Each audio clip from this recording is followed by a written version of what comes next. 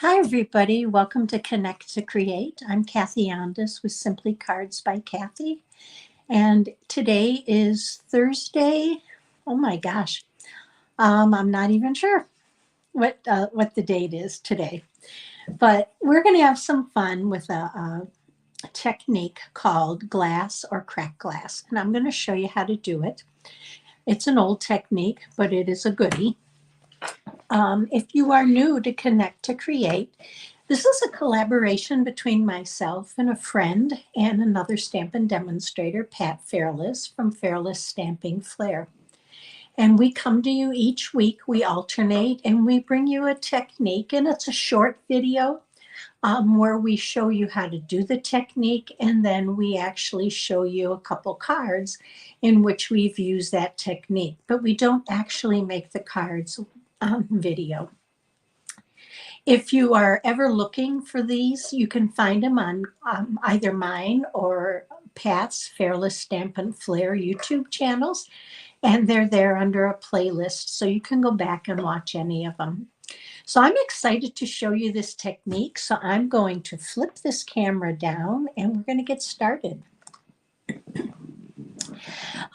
We are going to use the stamp set, the Vintage Christmas. I just thought this was a really pretty stamp set, and I was playing a lot with this with the glass and the crack glass technique. Now you can do, I'm going to do just, I have one of the stitched rectangle dies that I've cut out here to actually stamp on. And I did that because for my card, and you'll see the card in just a few minutes, I just wanted a framed rectangle of the technique on the card. You can use a full 4 1/8 by 5 3/8 or 4 1/4 by 5 3/4 by 5 1/4. I just wanted to use it for a smaller area for demonstration, and partly because of time, because you apply several layers, and I didn't want to keep you here all night. So we're going to get started stamping, and because this is a photopolymer stamp set, I'm going to bring in my piercing mat. Hopefully you can see me well, and we are going to stamp. Let me get this on my block. I'm going to stamp the vase in my gray right in front of me here. I hope you're all having a good day, and next week is Thanksgiving, so everybody's going to be busy. But even though it is Thanksgiving, we will be posting our video on Thursday as usual, so you can come back and watch the replay. So there's my vase. I just love this stamp set. It just has a vintage look to it. And when we do the cracked glass, that is also a vintage look. So that it just kind of flows with the stamp set. So I'm going to go ahead and stamp my flower. And that is Sweet Sorbet. And now I'm going to use Soft Succulent for the leaves. I love Sweet Sorbet and Soft Succulent together. And my vase is off center a little bit, but I'm not going to worry about it. Here's my leaves. And then there is another stamp here that has little acorns in the centers for the flower. So because of the acorns, excuse me, I'm still getting my voice back after a month. I'm going to go ahead and use crumb cake. I thought I had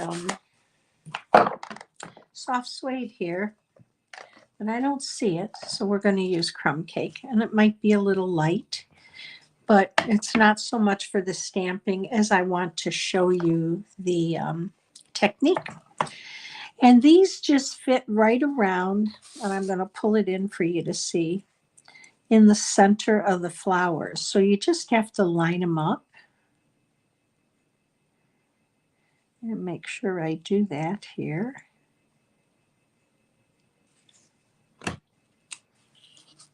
So here's our image. So we are going to start our glass technique. Now to do the glass technique, you need a Versamark stamp pad and you need clear embossing powder. And we're going to get rid of this because I know from earlier I'm going to have embossing powder all over here. So what you're going to do is you're going to apply the Versamark all over your piece of your layer or piece of cardstock that you're going to use. Now, two ways you can do it. You can lay it and tap it over.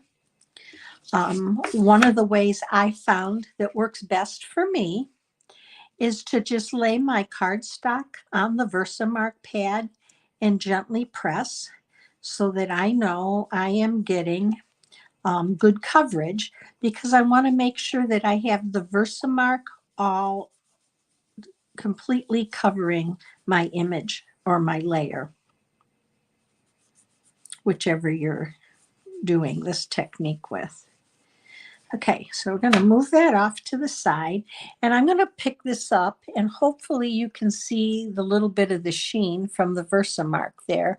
I think I have a pretty good coverage.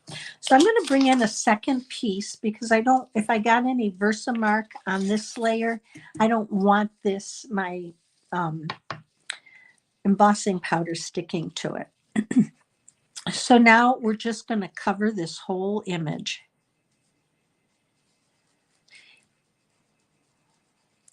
Now, I used my tray, embossing tray that's in the July to December mini catalog. I really like to use that because if I need to dip back in for a corner or something, it allows me to do that. But for purposes of the video, it's just a little easier to dump the embossing powder. And I gently tap off. You don't want to tap off too much because you don't want any edges or any spots that aren't covered by your embossing powder. I'm going to go ahead and just dump this back in because we're going to need it. And now I'm going to bring this in, and I am going to put it on my pad just so you can see it. And I'm going to turn on my heat gun, and your heat gun has two settings. One is a low to use like on vellum or thinner papers. And then there's a high setting for doing, the low setting, will even dry your ink if you're in a hurry to dry something. But the high setting is for heat embossing. So I'm going to turn this on. Hopefully it won't be too loud, and I'm going to let it heat up a minute.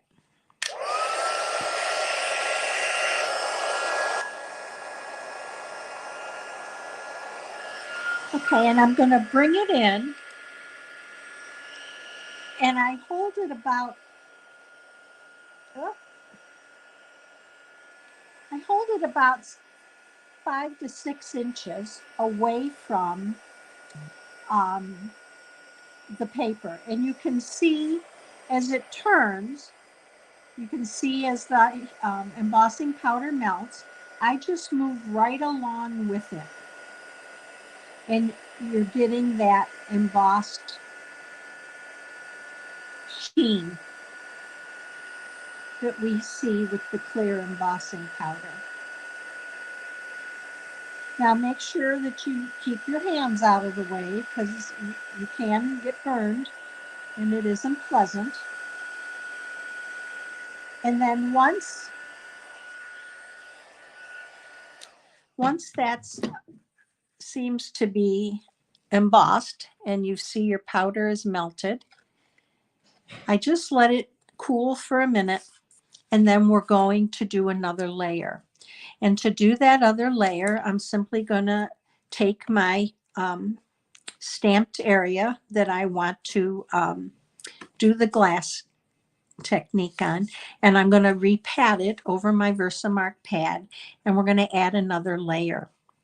And I'm going to do this for these cards. I did 6 layers, so it does take a little bit of time.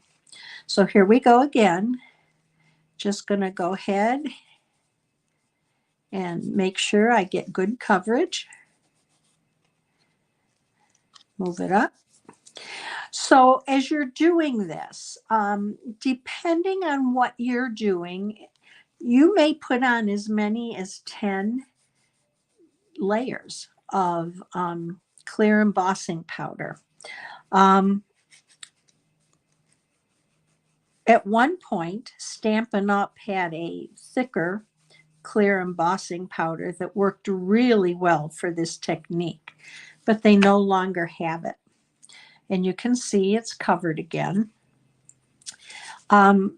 So if you want a little bit thicker, and I am going to go ahead and use this, because if I miss a spot, I can kind of dip it back in. So I'm going to go ahead and cover this again.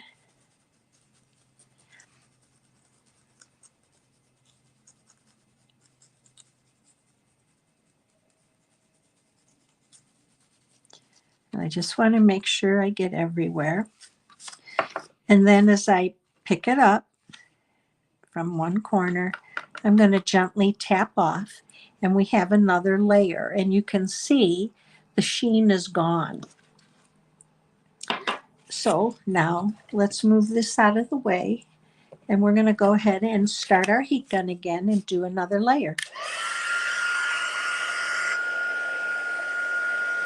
Now, if you have the tips, you can pick this up and hold it, and your paper will be less likely to curl. And hopefully you can see how this is changing as I follow it around. But I kind of just hold the end, and then when I get up towards where I'm going to emboss, I let go of it, because I'm not too worried about the curling, because I'm going to adhere it to my card or another layer anyway. Okay, that looks good. Now let me pick this up and show you. Hopefully you'll see there's another layer. You see the shine. And I know you're getting a little bit of glare because I can see it there, but that's the clear embossing powder. So here we go with the third layer. Now I'm not going to make you sit through me doing 6 layers, but we're going to do one more, and then I'm going to show you what this looks like.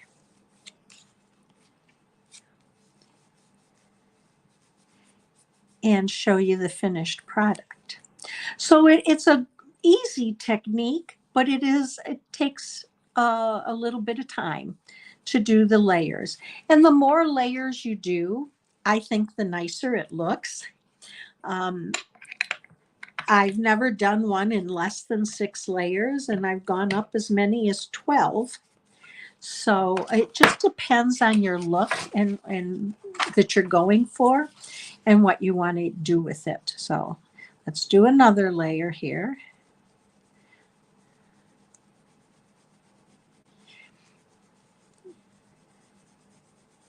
Now, I just saw a little snip of something.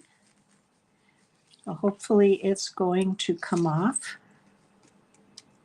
And it did. There's a little piece of probably the back from Dimensional. And now we're going to heat this again.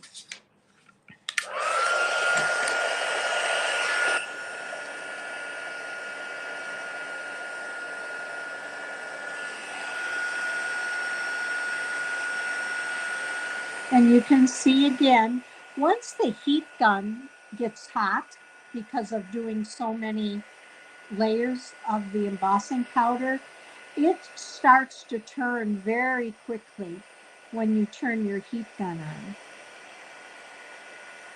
Now remember, as you follow this around, you don't want to stay on it too long in one area, because you will burn the paper, or you'll flatten flatten the look of your embossing powder. Now let me give you a tip. Earlier today, when I was making some cards with this technique, I had bumped the edge with my finger, and it actually smudged. If you turn your heat gun on right then and there, it will, the rest of the embossing covering, once it's heated, just kind of moves over and covers that edge up. So don't panic if that happens to you. Just lightly hit that area with your heat gun on high, and you'll see how it does a nice job covering it up. So here's this with 3 layers now. And you can see I have a few flecks of, I don't know, it might be silver in there, because when you use your tray, no matter how hard you try to clean it out, it seems some color just kind of sneaks in with your white and your clear. But isn't that pretty? Look at that. Let's see if I can get, there you go. Look at that shine. Now you can add this to your card just like this. If I were going to finish and carry this through, so you would see it, the 6 layers, it would just have a little bit more sheen, and it would have a little bit thicker look to that clear glass appearance. So what do you do with it when you're done? Well, when I get my layers done, you can set this in your refrigerator or freezer to help it set, because you aren't going to be able to pick it up right away because it's still warm, and you don't want to smudge it. This is pretty good now. You can just set it aside, work on your card, and then come back and add to it. I actually, in the one card I'm going to show you, I put mine in the freezer for a few seconds because I wanted it to really harden up, and I'm going to show you why. So let's get this out of the way, and I'm going to show you 2 cards. Now, I'm going to show you the card that doesn't use this stamp set. This is the stamp set Brewed for You. I wanted to make this for someone for a birthday card, and I wanted it to look like it was glass because I had a glass with beer there. So this is six or 7 layers of that clear embossing powder, and you can see, the sheen, that actually looks like glass. I just love that look. And that's the look you would have if you would use this on your card without doing anything else. So now I'm going to show you. This is the one I took out of the freezer. And the reason I put it in there is I want to crack this. I want to do the cracked glass. And to do that, you need it to be pretty hard. And now you're just going to take and bend your paper, and it should crack for you. And you gently bend it, and hopefully you can see the cracks that I'm getting in this paper. I'm not sure if you can. Let me bring it up a little bit higher. But it's cracking clear across the plastic, or the glass technique. Now, what can you do with that? The cracking gives it a very vintage look. And I was using the vintage stamp set for Christmas. So what I did with it, I'm going to show you. And we've got quite a few cracks in here now, and I don't know if you can see them. I wish you could, because they're really very pretty. If you want to give it an even more vintage look, you can take your stamp pad. I would tell you to go with a little bit lighter color. Soft suede works well. I have crumb cake here, and I had soft suede, but it just kind of walked away off my desk, as things sometimes do in my crafting. So I'm going to use a dauber, and all you do is you take and ink up your dauber, and you're going to just rub this in right over those cracks.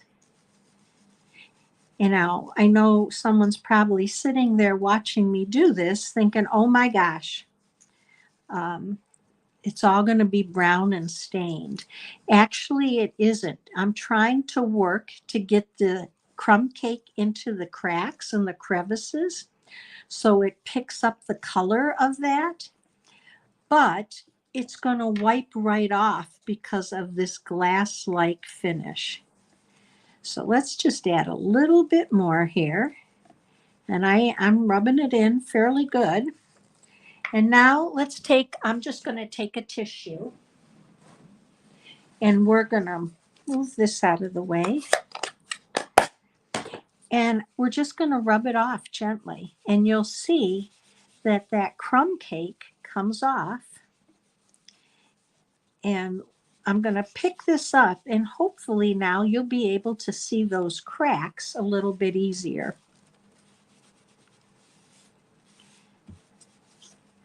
So I'm going to pick that up now, and you can see how the crumb cake got into some of the cracks. Some are darker, some very light, but it has a very vintage look to it. So, and here's the card I did with that. This is using sweet sorbet, and hopefully you can see the cracks in that as I kind of move it across the light, and gives you a totally different look than the clear, smooth finish, just depending on what you're going for. So here's the two cards, this one with the glass technique, this one with the cracked glass technique. I hope you enjoyed today's technique of the glass and cracked glass, and I hope you give it a try. And let me bring this back to me. So I hope you enjoyed today's video. I hope you'll give it a try. I think there's so many ways you can use it. One of the other ways I thought of using it is just in a floral pattern. Art gallery would be a great one to use. Stamp your flowers, your leaves, and then do that cracked or just the glass technique and mount that on your cardstock. It'll be beautiful. So I hope you have a great week. We'll be back with you next week, even though it's Thanksgiving. Pat will have a video up. I hope you all have a wonderful Thanksgiving, and we hope to see you back with us next week. And have a good day.